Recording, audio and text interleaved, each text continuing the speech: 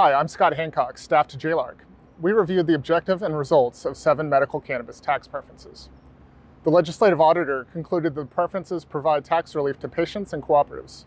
Updated guidance to taxpayers based on a statutory change in 2019 may affect future beneficiary savings. The preferences are limited to certain retailers, customers, and products. The stated public policy objective of the preferences is to reduce tax burdens on medical cannabis patients. Between the 7 preferences, we estimate beneficiary savings of $4.9 million in the 2021-2023 biennium.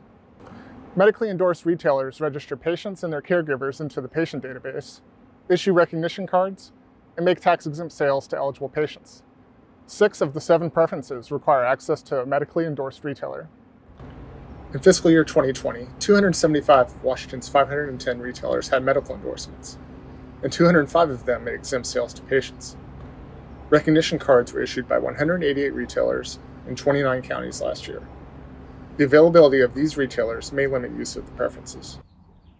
We estimate over 87% of beneficiary savings in fiscal year 2020 were realized under one of the 7 tax preferences. In 2019, the legislature modified that exemption to refer specifically to DOH-compliant products. The Department of Revenue and the Department of Health have not updated guidance since this change was made.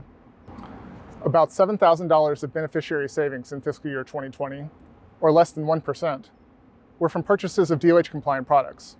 It is unclear how pending taxpayer guidance may affect future beneficiary savings. The legislative auditor has 2 recommendations.